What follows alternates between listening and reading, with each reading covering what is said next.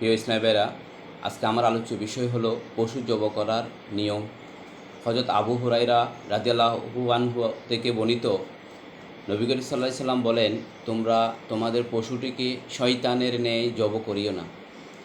এখন পশুটা শয়তানের ন্যায় জবাই করা মানে হচ্ছে পশুর চামড়াকে কাটার পরে শিরা যদি না কাটে, তাহলে সে পশুটি প্রচুর কষ্ট পায়, পরবর্তীতে সেটি মারা যায়।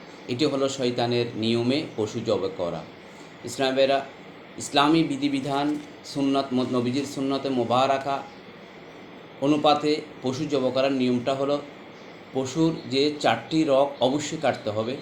একটি হলো শ্বাসনালী, এরপর দ্বিতীয়টা হলো খাদ্যনালী, এরপরে ডান পাশ এবং বাম পাশে 2টি রক্তবাহিত 2টি শিরা রহিয়াছে, রগ রহিয়াছে, এগুলো অবশ্যই কাটতে হবে। এগুলা যদি কাটা হয় তাহলে সেটি হবে ইসলামী বিধিবিধান অনুপাতে। আর এর বাইরে যদি হয়, আমরা যখন ছোট ছিলাম তখন দেখেছি যে পশুকে কাটার পরে যখন সেটি কষ্ট পাচ্ছে, তখন আমরা আরেকটা ছোট্ট একটা ছুরি নিয়ে আমরা এটাকে গলায় আমরা গলঘোলা বলতাম, যে সামান্য আমরা রগগুলো কেটে দিতাম। এখন যখন আমি যখন এই যে দেখেন, এই যে ইসলামী যে মাসলা মাসাইলের যে কিতাবগুলো, এই কিতাবগুলো রিসার্চ করে দেখলাম যে রগ 4টি রগ অবশ্যই কাটতে হবে। এই 4টি রগ না কাটলে আপনার 4টির মধ্যে মুফতি যারা মুফতি, তারা 4টির মধ্যে 3টিকে অন্তত বাধ্যতা করে দেওয়া হয়েছে যে অন্তত 4টির মধ্যে 3টি রগ হলে কাটতে হবে।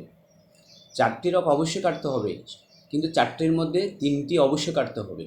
ইসলামী ভাইরা, আমরা যখন পশু কোরবানিতে আমরা যখন পশু জবাই করব, তখন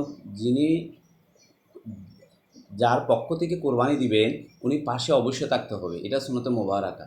ইসলামী ভাইরা, আমরা পাশে একটু থাকবো, থাকার পর একটা সহযোগিতা করব।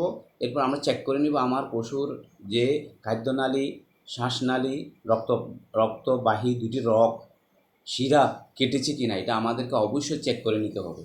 তাহলে আমাদের কোরবানিটা সহি মতো হবে।